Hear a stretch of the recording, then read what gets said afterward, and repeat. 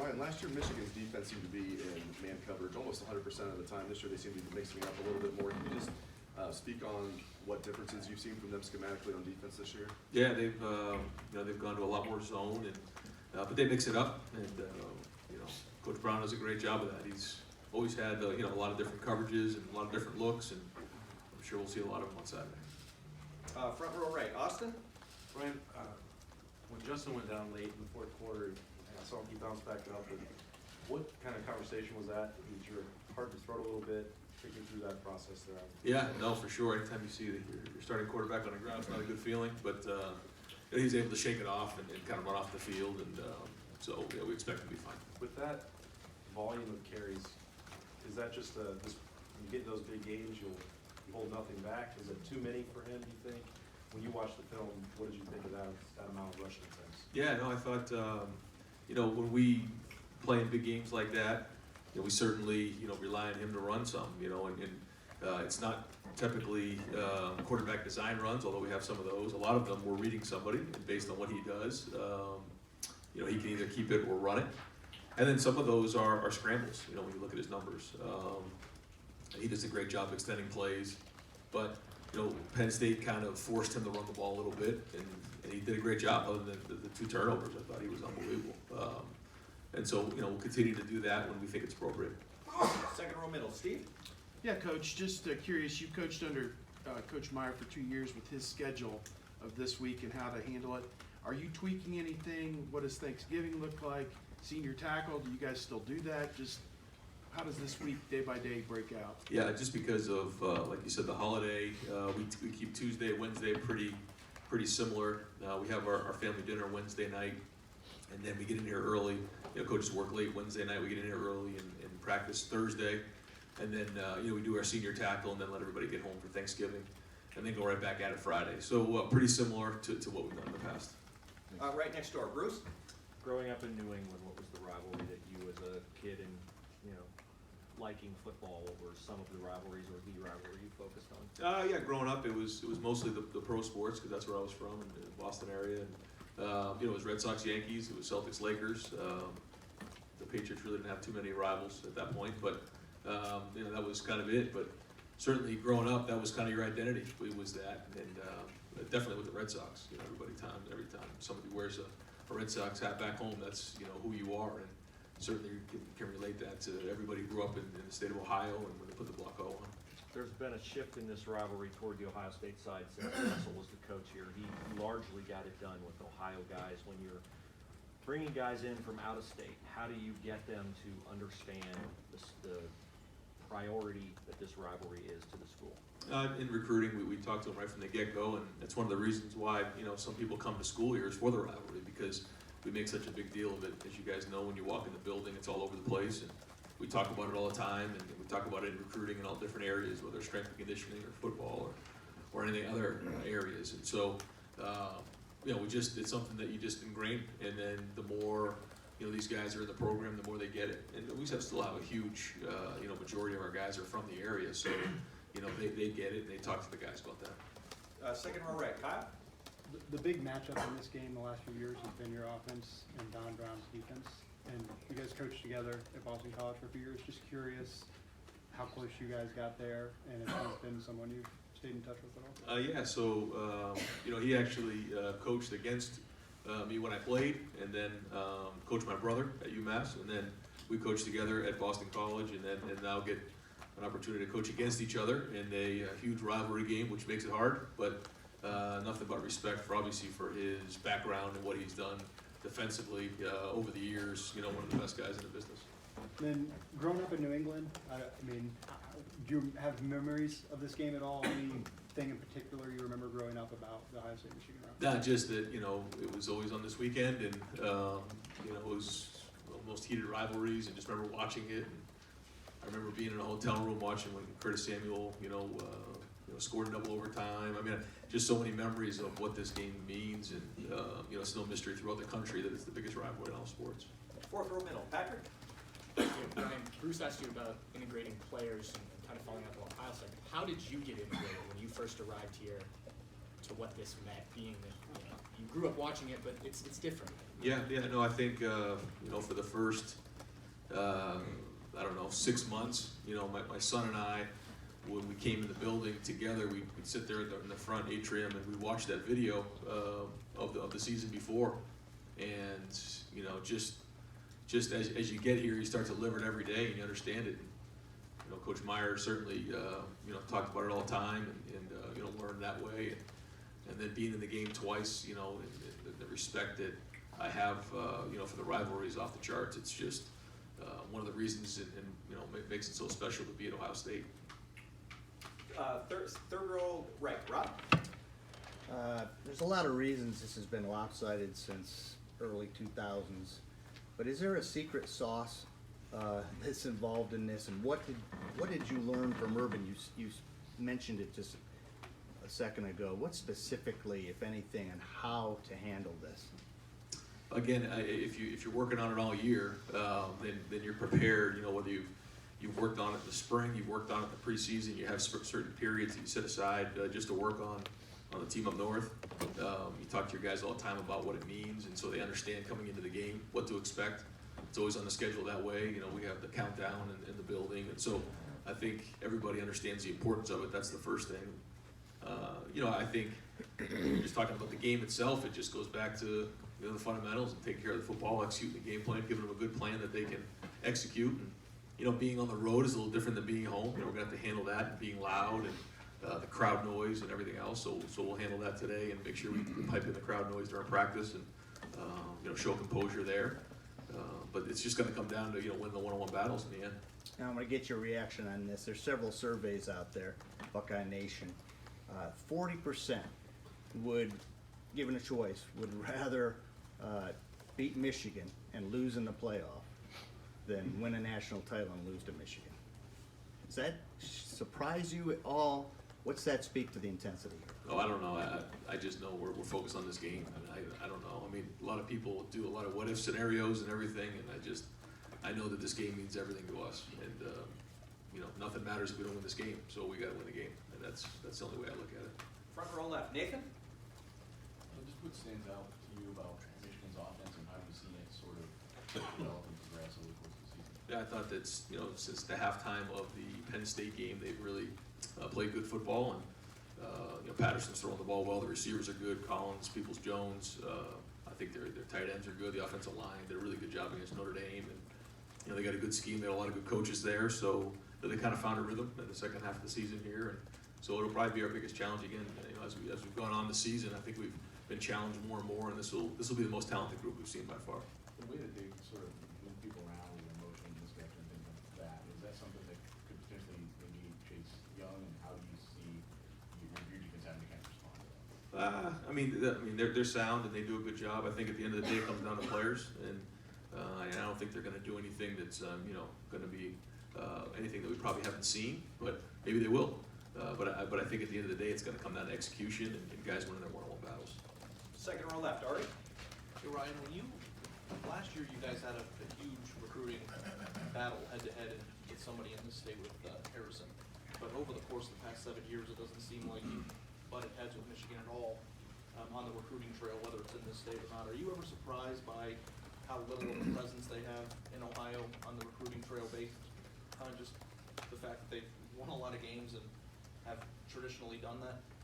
Well, we take a lot of pride in recruit the state of Ohio, and then we put their recruiting list on the board and compare our guys to theirs, just about every day, every week, and that's something that Mark looks at every day, and that again, that's part of how you live this rival is you compare yourselves every day against them, and we take a lot of pride in the fact that we recruit Ohio at a high level, and we're very competitive, but they do a good job too. They have good recruiters and obviously a wonderful program. So it's always a big challenge, and that's why we go at it every day. My next question was about how the recruiting board, or their recruiting board, is on your wall.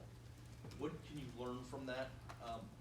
How long has that been going on? And as the head coach of this program, I'm assuming you've had to transition into the role of understanding what the entire strategy is and being in charge of that. What do you learn from it? It's been there since I got here, and it just gives you some awareness of where we're at, and the battles, like you said, that we're in against certain guys, and we rank our people, and we just want to always know exactly, who those guys are, because we know we're going to be playing them. And that's what's important, in recruiting. Sometimes you don't worry about the guys you don't get, you worry about the guys you do get. But when you're playing, or when you're going up against a team up north, you're going to be playing against them. So it does matter who you don't get.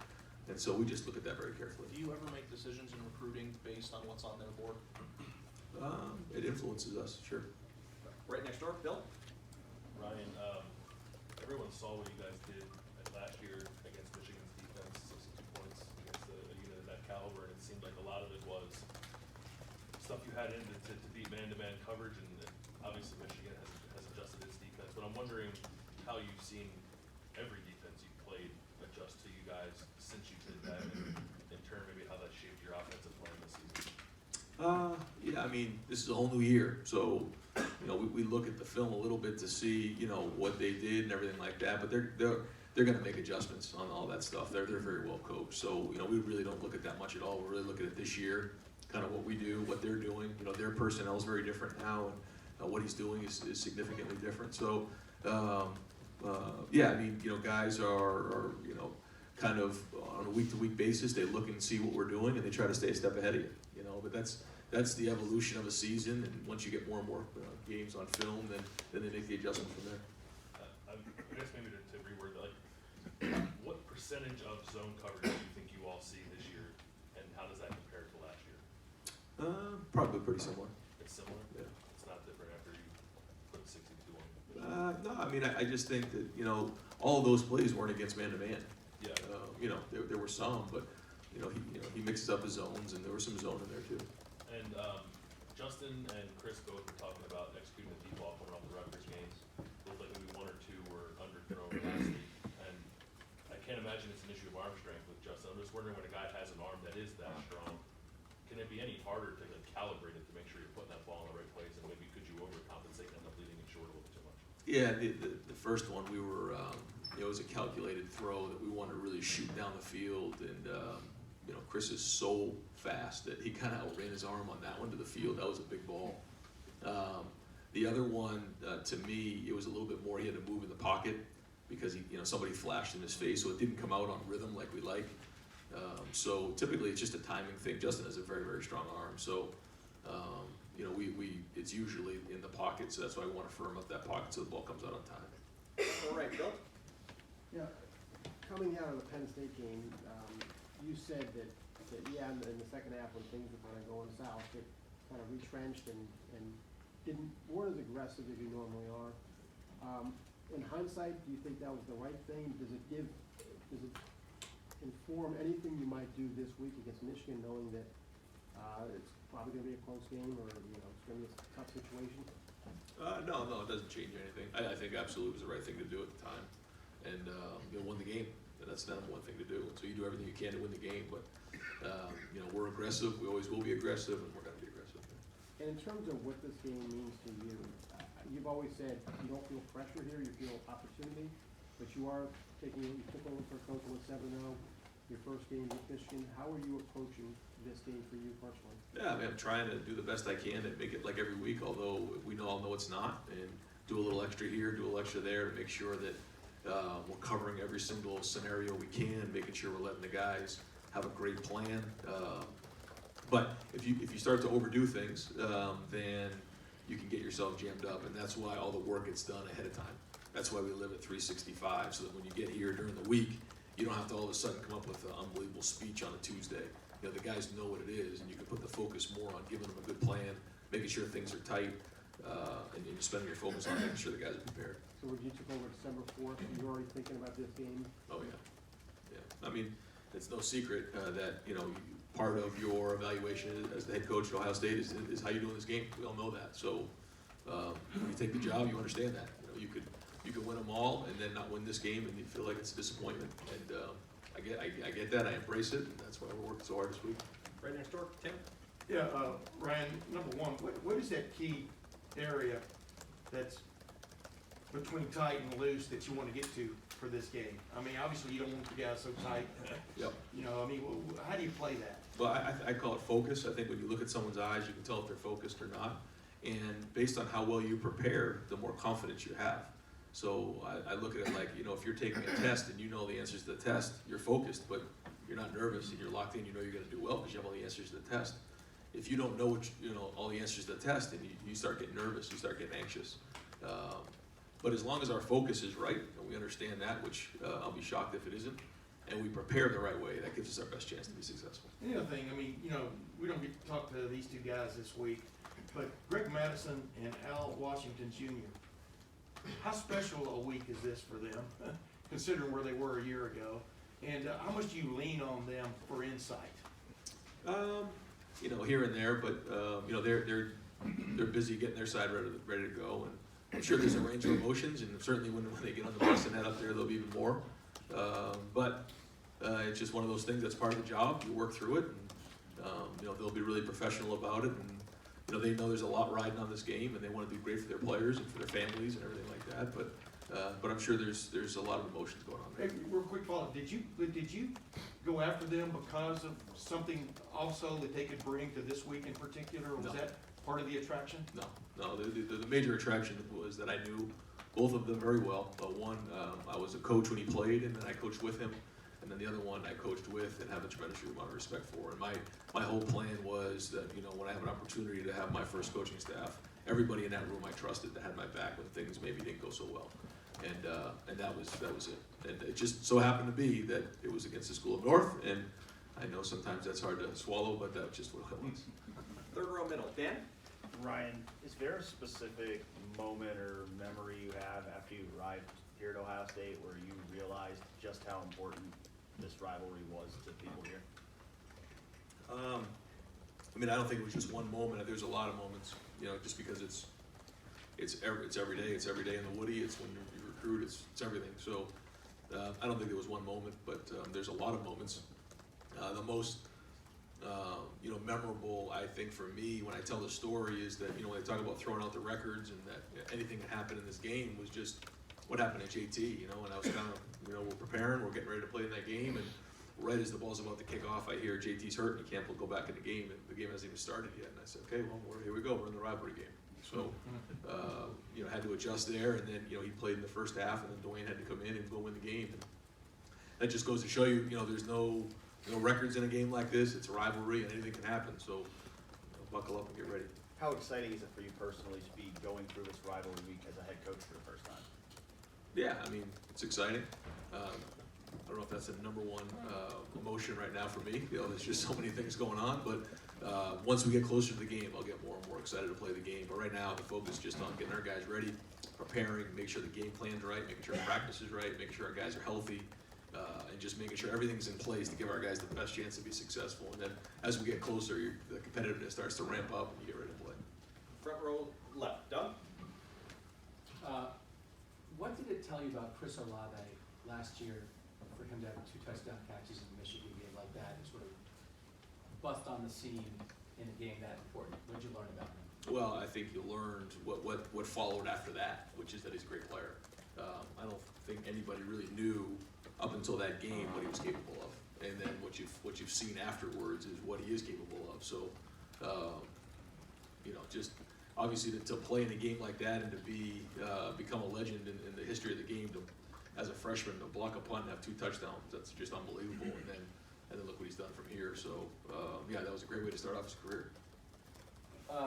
Talking about the way, obviously it does seem like Michigan is playing more zone this year.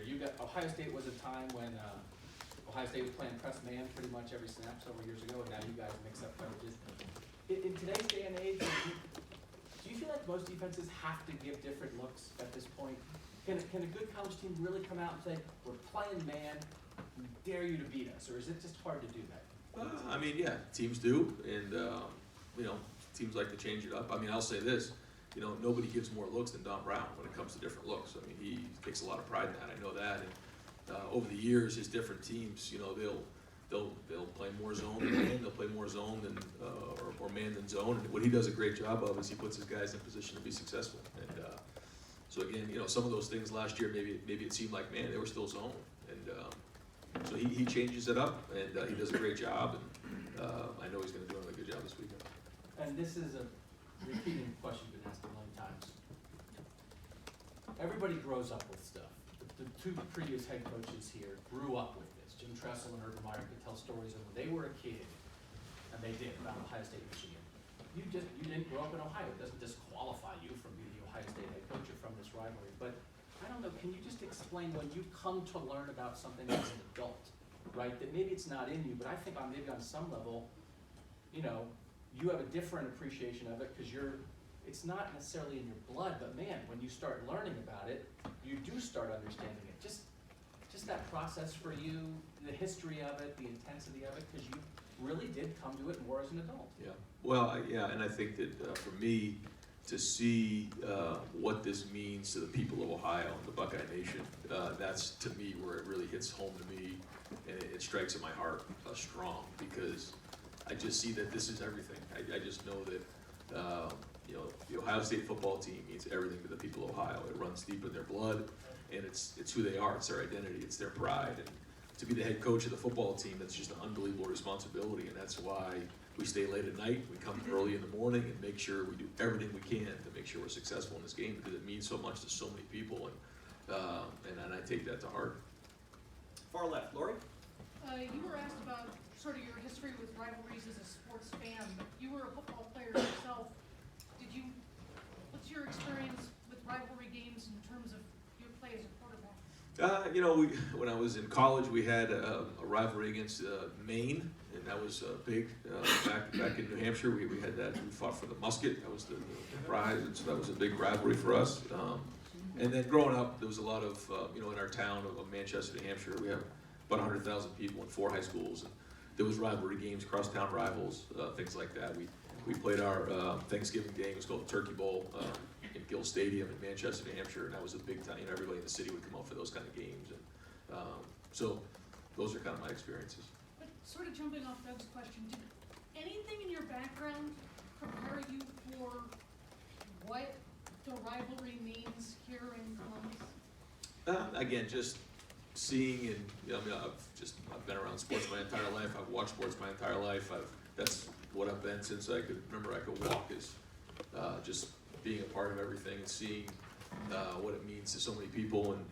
But again, growing up for me, it was more of the pro teams, because that's what I saw, and it was still everything. I remember, you know, family members crying when the Red Sox, you know, were in the World Series and the ball went through Bill Buckner's legs, and I mean things like that. You remember, because that's the way life was, and you know, going into the Garden to watch Bird go against Magic Johnson and those type of things, and those are the reasons why you become a coach, is be in those kind of environments, and this is what this is here. Yeah. Right next door, Matt?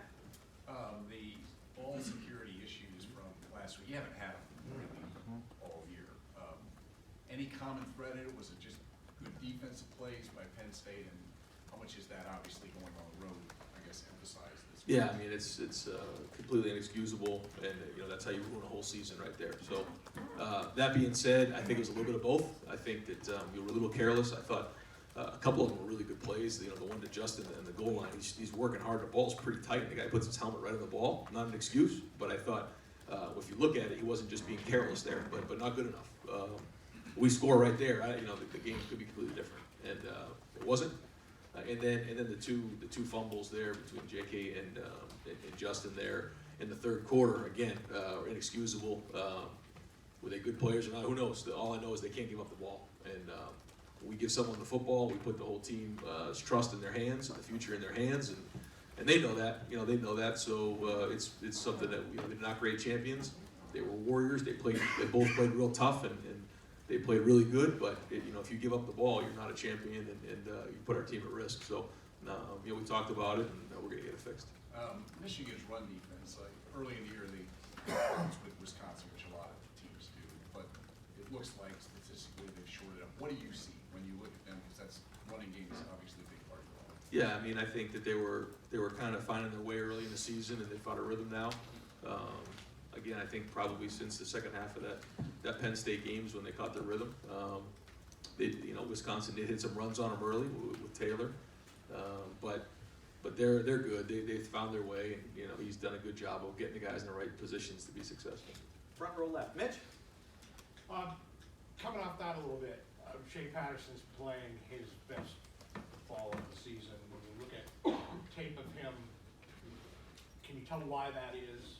doing anything different? What's going on with them these past few games? No, I don't really know. You know, I'm not there, so I don't know the dynamics of what's going on. So it's hard to tell when you don't know people. But I do see them being more confident, and I see, you know, a group that feels like they found an identity, and they got really good receivers, by the way. You know, I mean those receivers are talented, and offensive line's giving them time. So, you know, I don't know exactly what made them all click, but it seems like it's going well right now for them. Fourth row middle, Wyatt. Going off of Doug's question about Chris Olave's performance, how important is that type of performance in that large of a game for a freshman player in developing him? Well, I just think it gives him confidence that if he can do it in that game, he can do it in any game, which he's kind of shown that he can do. And so, what a great opportunity to step up in a big time, rivalry game. Then again, this year, who's going to be the guy who steps up and becomes a legend in Ohio State football history? You know, that's what's fun about playing games like this. Folks, we have just a few more minutes. Just FYI, second row left, right, Tony. Ryan, what was your record as a starter when playing for the Musket? Ooh, I think I might have been 1-2. I think. I gotta check. Sure. Sorry to bring that up. That was a while ago. I was going to ask you for your most distinct Michigan memory, but it sounds like it was the start of that 2017 game. And what do you remember when JT finally went down for good at the end in terms of getting Dwayne ready for that? Well, going into the game, the week before, we played Illinois at home in the pouring rain, and Dwayne came into the game and fumbled on like his second snap. They returned it for a touchdown, and we had to put JT and the starters back in the game, which was a complete nightmare. So that was my last memory of how Dwayne was doing on the field, and now we're in the rivalry game trying to play and win the game. And I think it was his first 2 snaps were 2 false starts. It was 3rd and 3, we got a false start. It was 3rd and 8, we got a false start. It was 3rd and 13, then he threw the fade route to Austin Mack. And then from there, he played really good. He kind of stepped into it, and I think that was his, you talk about Chris Olave's moment, that was probably Dwayne's moment to say, yeah, I'm here now. So it was great to see him compete like that. But up until that moment, I wasn't really sure how it was going to Did you get to talk to him before then? Like, were you upstairs at that I was time? in a box, yeah. Yeah, no, it was just, hey, here we go. And have at it, brother. Right, Joey. Ryan, in this rivalry, looking back the last really 20 years, the team that wins the rushing battle typically seems to win. Whoever else wins the other, and obviously that probably typically happens in football, where the team that wins is going to outgain the other. But I'm curious, in this rivalry, why do you think that's been magnified or really important? I think it's important in every game because you control the clock, you control the game when you can run the football. I thought we did that last week, other than the turnovers, because if we don't turn the ball over, we pretty much control that game because we ran the ball. But I just think it's important that way. You can throw the ball and that's fine, but when you can run the ball, you control the clock, you control the game, and so I think that's why it's typically important. And Jonathan Cooper announced last week that he's going to pursue a red shirt, so he can turn 1 more game. How do you guys determine where he comes back, how he fares during the week, what game you want to use it for? A lot of things come into play, the depth of our D-line, his overall health, if he's exactly at 100%, what the game plan is, but it's good to know that we have a game that we can use him in if it's fit. And then certainly, he's going to play another game this year, we just don't know exactly which one yet. Fourth row right, Aaron. Ryan, in regards to having Al Washington and Greg Madison on your staff, how much of an edge do you think that gives you from a game planning perspective in terms of maybe what Don Brown might be thinking on Saturday? Not much. I mean, it's a different team. They're a different team, and there's a couple things here and there, but for the most part, you just watch the film and you got to figure out what your guys can do. Sometimes that stuff gets overrated because you start to overthink things. I mean, those guys, obviously have their hands full on the other side, so they're busy over there. Over here to the right, Don. You study these guys year-round, you know what they're about, you know what all their players are about. How good is this team that you're gonna face, and is this the best club you'll face this year? It's the most talented, and we'll see. I mean, they have the ability to be as good as anybody in the country, when they're playing well, and so I think they're playing their best football now, and certainly we're going to get their best shot on Saturday. And final questions over here to the right, Clay. From the time that Urban stepped down until he gave you the whistle, what was that, after the Rose Bowl? Mm-hmm. Was there anything he said to you one-on-one about this game? No, but just because I think we talked about it all the time. you know, during those 2 years was just how important it was. And, you know, we were coming off of the heels of the rivalry game last year when, you know, we played very well on offense. So, you know, the time that we had put into that game plan, and I think he understood that, you know, how much I appreciated, you know, what he did to build this rivalry up in his 7 years here and what his record was. And, to think that, you know, he's 7-0 is just completely overwhelming sometimes. But all you do is you just put one foot in front of the other and you just keep working. And that's all we've done. That's all our coaching staff has done. That's what I've done. And we're going to do the same thing this week. Great. Coach, thank you very much. Folks, we'll be back